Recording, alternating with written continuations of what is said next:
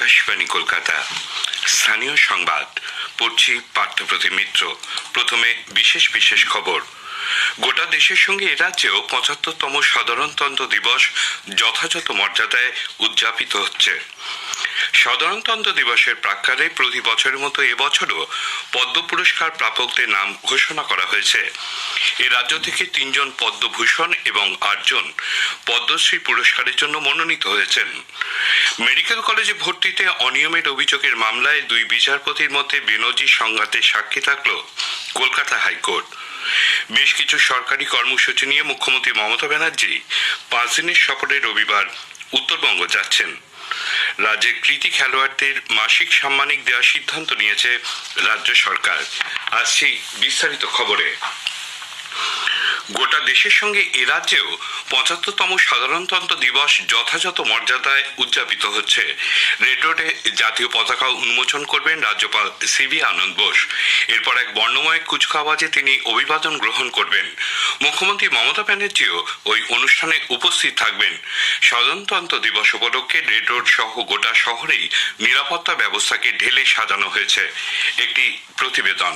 এবছর রাজ্যে সাধারণতন্ত্র দিবসের কুচকাওয়াজের মূল ভাবনা বৈচিত্র্যের মধ্যে ঐক্য, ধর্ম যার যার, উৎসব সবার, এই শীর্ষক একটি ট্যাবলোর মাধ্যমে এই ভাবনাকে তুলে ধরা হবে।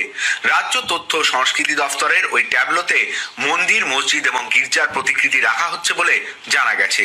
রাজ্য সরকারের পথশ্রী রাস্তাশ্রী প্রকল্পের মাধ্যমে 22 জেলায় 12,000 কিলোমিটার রাস্তা তৈরি করা হয়েছে। পঞ্চায়েত ও গ্রামোন্নয়ন বিভাগের ট্যাবলোতে এই সাফল্যকেই তুলে ধরা হবে। কলকাতা পুলিশের ট্যাবলোর বিষয়বস্তু সেফ ড্রাইভ সেভ লাইফ।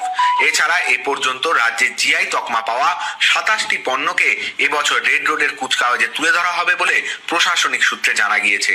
লক্ষ্মীর ভান্ডার, জয় জোহার, তপশিলি বন্ধু, স্টুডেন্ট ক্রেডিট কার্ড, কন্যাশ্রী প্রকল্পের সুবিধাভোগীরা সংশ্লিষ্ট প্রকল্পের প্ল্যাকার্ড সহ শোভাযাত্রায় সামিল হবেন। একই সঙ্গে রাজ্যের বিভিন্ন সাংস্কৃতিক ঐতিহ্যকেও তুলে ধরা হবে রেড রোডের অনুষ্ঠানে। ছৌ নাচ, বাউল গান, জঙ্গলমহলের শিল্পীদের নিয়ে বিশেষ অনুষ্ঠানের আয়োজন করা হয়েছে। শহরের বিভিন্ন স্কুলের পড়ুয়ারাও সাংস্কৃতিক অনুষ্ঠানে অংশ নেবেন। এদিকে সাধারণতন্ত্র দিবস উপলক্ষে রেড রোড সহ গোটা শহরেই নিরাপত্তা ব্যবস্থাকে ঢেলে সাজানো হয়েছে। রেড রোডের নিরাপত্তার দায়িত্বে থাকছেন 2,500 পুলিশ কর্মী। এছাড়া বহু মানুষ এদিন কলকাতায় বেড়াতে আসেন। শহরের গুরুত্বপূর্ণ জায়গাগুলি যেমন ভিক্টোরিয়া, চিড়িয়াখানা, জাদুঘর সহ বিভিন্ন এলাকায় বিশেষ ব্যবস্থা নেওয়া হয়েছে। সেই সব জায়গায় নজরদারির জন্য 17টি জোন তৈরি করা হয়েছে, যার প্রতিটির দায়িত্বে থাকছেন ডেপুটি কমিশনার পদমর্যাদার আধিকারিকরা। অভিরূপ ভট্টাচার্য, আকাশবাণী সংবাদ, কলকাতা। ৭৫তম সাধারণতন্ত্র দিবসের প্রাক্কালে প্রতি বছরের মতো এবছরও পদ্ম পুরস্কার প্রাপকদের নাম ঘোষণা করা হয়েছে। মোট 132 জন এবারে পদ্ম পুরস্কার পাচ্ছেন। 5 জন পদ্মবিভূষণ, 17 জন পদ্মভূষণ এবং 110 জন বিশিষ্ট ব্যক্তিকে পদ্মশ্রী পুরস্কার প্রদানের বিষয়ে রাষ্ট্রপতি সম্মতি দিয়েছেন। এ রাজ্য থেকে 3 জন পদ্মভূষণ এবং 8 জন পদ্মশ্রী পুরস্কারের জন্য মনোনীত হয়েছেন।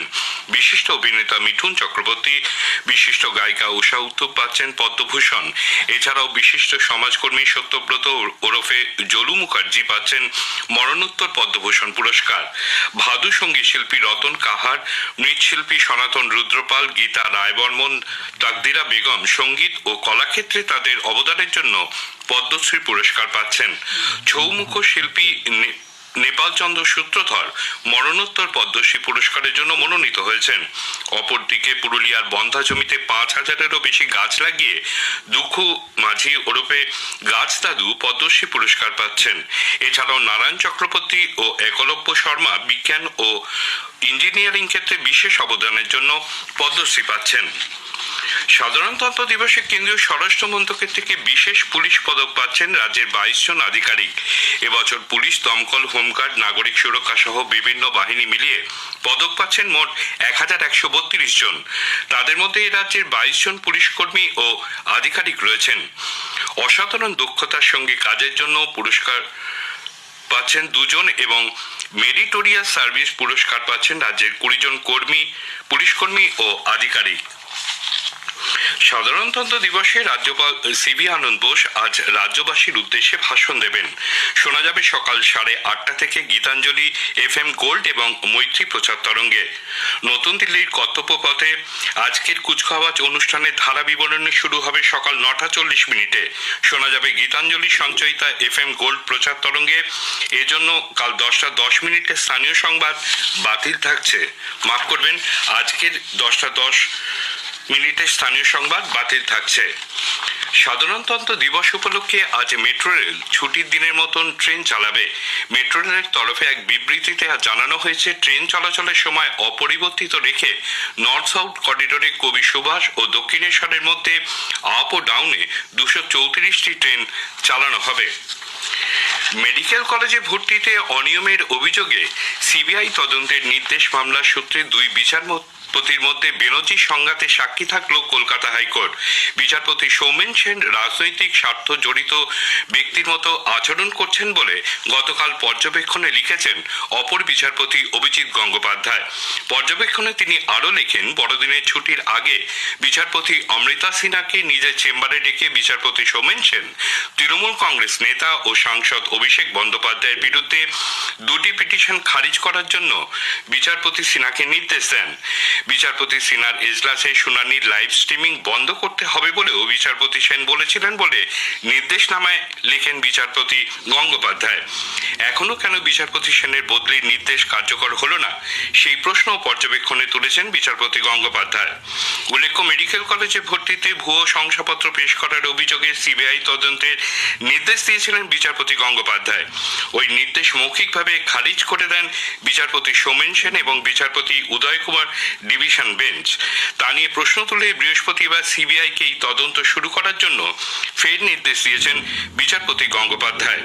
এদিকে কলকাতা হাইকোর্টের বিচারপতি সৌমেন সেনের ডিভিশন বেঞ্চ থেকে সরিয়ে দেওয়া হলো শিক্ষা সংক্রান্ত সমস্ত মামলা। বৃহস্পতিবার রাতে একটি নির্দেশিকা জারি করে হাইকোর্টের তরফে জানানো হয়, আগামী সোমবার থেকে শিক্ষা সংক্রান্ত মামলার শুনানি হবে বিচারপতি তপব্রত চক্রবর্তীর ডিভিশন বেঞ্চে। কলকাতা হাইকোর্টে রাজ্যের সব ইন্ডাস্ট্রিয়াল ট্রাইব্যুনাল ও লেবার কোর্টে অবিলম্বে বিচারক নিয়োগের ব্যবস্থা করতে রাজ্য সরকারকে নির্দেশ দিয়েছে। বিচারপতি রাজাশেখর মান্তা আজ গতকাল এক শ্রমবিরোধ বিষয়ক মামলায় এই রায় দেন। এই খবর শুনছেন আকাশবাণী কলকাতা কেন্দ্র থেকে। বেশ কিছু সরকারি কর্মসূচি নিয়ে মুখ্যমন্ত্রী মমতা ব্যানার্জি 5 দিনের সফরে উত্তরবঙ্গ যাচ্ছেন। রবিবার তিনি কলকাতা থেকে রওনা হয়ে বাগডোগরা হয়ে আলিপুরদুয়ারে হাসিমারায় পৌঁছবেন। সেখানে কর্মসূচি সেরে সোমবার তিনি প্রথমে কুচবিহার ও পরে উত্তরকন্যায় দুটি সরকারি কর্মসূচিতে অংশ নেবেন বলে গতকাল নিজেই জানিয়েছেন। বিভিন্ন প্রকল্পের উদ্বোধন ও শিলান্যাস সহ 30 তারিখে তার রায়গঞ্জ ও বালুরঘাটে কর্মসূচি রয়েছে। 31 তারিখে তিনি প্রথমে মালদা ও পরে মুর্শিদাবাদ যাবেন। 1 তারিখে নদিয়ার কৃষ্ণনগরে একটি কর্মসূচি সেরে কলকাতায় ফেরার কথা। প্রধানমন্ত্রী নরেন্দ্র মোদী পরীক্ষা পে চর্চার 7ম সংস্করণ আগামী 29 জানুয়ারি দেশের বিভিন্ন প্রান্তের ছাত্রছাত্রীদের সঙ্গে আলাপচারিতায় অংশ নেবেন।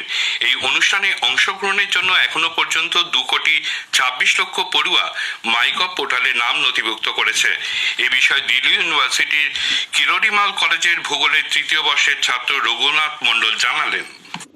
2020 সাল যখন আমি ক্লাস 11-এ পড়ি, তখন আমি জওহর নবোদয় বিদ্যালয় কল্যাণী নদিয়ার থেকে পরীক্ষা পে চর্চা সেখানে অংশগ্রহণ করি এবং এটি আমার কাছে এক দারুণ অনুভূতি ছিল। কারণ আমরা সকলেই জানি যে এই যে অনুষ্ঠানটি, এটি আমাদের মাননীয় প্রধানমন্ত্রী শ্রী নরেন্দ্র মোদীজি এই অনুষ্ঠানটিতে নিজে এসে ছাত্রছাত্রীদের সাথে ইন্টারঅ্যাক্ট করেন। আর শুধু ছাত্রছাত্রী নয়, অভিভাবক এবং শিক্ষক শিক্ষিকাদের সাথেও তিনি ইন্টারঅ্যাক্ট করেন। এক্সাম রিলেটেড যে সমস্যাগুলো থাকে তার সমাধান তিনি করে থাকেন। এবং আমি চাইবো যে যেভাবে আমি পরীক্ষা পে চর্চাতে অংশগ্রহণ করতে পেরেছি, মাইগভ যে ওয়েবসাইটটি রয়েছে সেখানে বিভিন্ন কম্পিটিশন থাকে, তো সেই কম্পিটিশনে ছাত্রছাত্রীরা অংশগ্রহণ করে যদি তারা সিলেক্ট হয়, তাদের যে এসে হোক বা যে কম্পিটিশনগুলো সেখানে রয়েছে সেখান থেকে যদি তারা সিলেক্ট হয়, তাহলে তারা এই পরীক্ষা পে চর্চা যে অনুষ্ঠানটি সেখানে অংশগ্রহণ করতে পারবে। রাজ্যের প্রাক্তন কৃতি খেলোয়াড়দের মাসিক সাম্মানিক দেওয়ার সিদ্ধান্ত নিয়েছে রাজ্য সরকার। মুখ্যমন্ত্রী মমতা ব্যানার্জি আজ গতকাল দক্ষিণ কলকাতার আলিপুরের ধনধান্য অডিটোরিয়ামে আয়োজিত এক অনুষ্ঠানে খেলাশ্রী প্রকল্পের আওতায় রাজ্যের 1567 জন প্রাক্তন ক্রীড়াবিদকে মাসিক 1000 টাকা করে দেওয়া হবে বলে জানিয়েছেন। 5 দিনব্যাপী দশম শিশু চলচ্চিত্র উৎসব শুরু হয়েছে গতকাল। নন্দন রবীন্দ্র সদন, শিশির মঞ্চ সহ 8টি প্রেক্ষাগৃহে 36টি দেশের 111টি ছবি এবার প্রদর্শিত হবে। নন্দনে উৎসবের উদ্বোধন করেন শিশু অভিনেতা অঙ্কিতা কাওয়াজ। শেষ করার আগে খবরের বিশেষ অংশ আরেকবার। গোটা দেশের সঙ্গে এ রাজ্যেও 75তম সাধারণতন্ত্র দিবস যথাযথ মর্যাদায় উদযাপিত হচ্ছে। সাধারণতন্ত্র দিবসের প্রাক্কালে প্রতি বছরের মতো এবছরও পদ্ম পুরস্কার প্রাপকদের নাম ঘোষণা করা হয়েছে। রাজ্যে কৃতি খেলোয়াড়দের মাসিক সাম্মানিক দেওয়ার সিদ্ধান্ত নিয়েছে রাজ্য সরকার। স্থানীয় সংবাদ শেষ হলো।